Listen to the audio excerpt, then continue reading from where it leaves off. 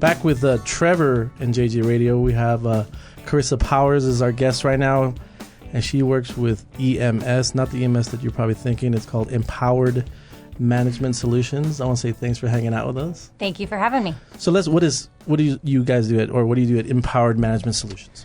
Simply put, we're a direct hire staffing company. Sure. So we are in the commercial space and also a federal staffing company. Cool. How long have you been in the industry, and in particular EMS? Sure. I started the business about 6 years ago. So back in 2011, been kind of in the HR world and space, and started a direct hire staffing company. So you worked for another company and then you created your own? Correct. I was assistant HR director of a hospital up in Pennsylvania. I went to school up at Penn State and decided that I wanted to kind of create my own journey and come this way. And so I'm originally from San Antonio, so I moved back down here to start the business. Cool. So usually when someone works in an industry and then starts their own business is because they want to do it their way, a better way.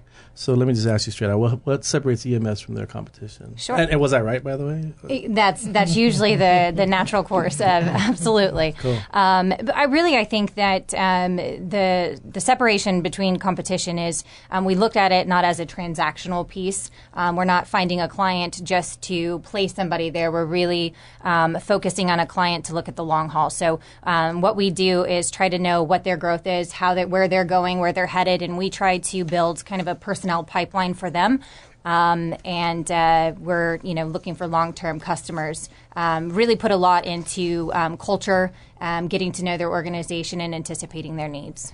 Do you feel that this macro business is needed?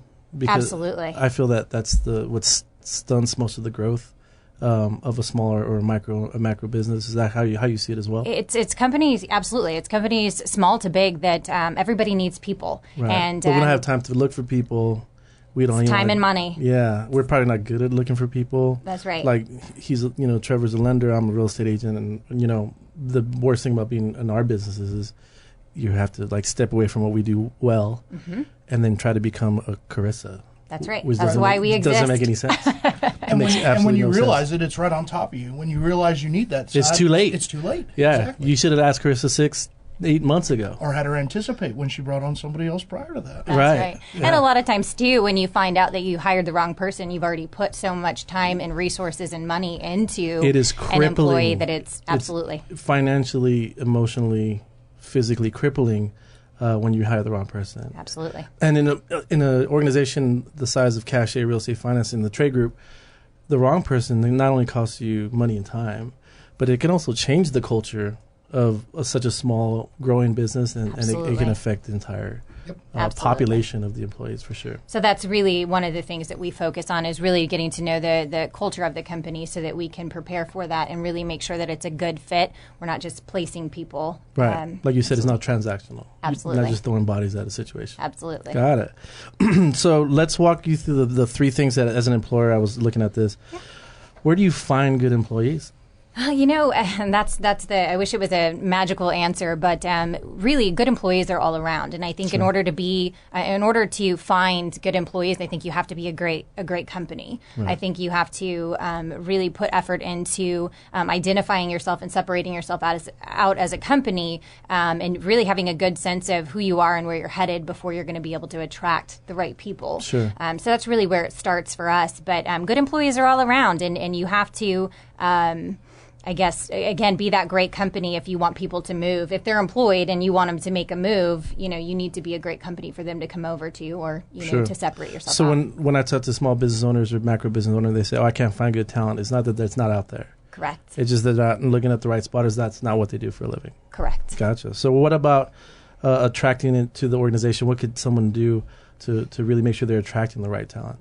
Well, I think being involved is really important, which again is time and resources. So, Right. As a small business, it's difficult, but, I think you have to know your industry really well. I think you need to know, your competitors and really find somebody out there who maybe mimics what you're looking for, and talk to them and, try to find out and really visualize what it is that you're looking for. Sure. And I guarantee you'll be able to find that person. I like that you mentioned benchmarking from other bigger or companies, because I don't think a lot of people, we're egotistical by his nature as business owners, and we think we know it all. And then, Sure. the best thing can happen is say, hey, let me see who's killing it. Mm-hmm. And then we can kind of what do they have? Emulate them. Yeah, absolutely. I love that.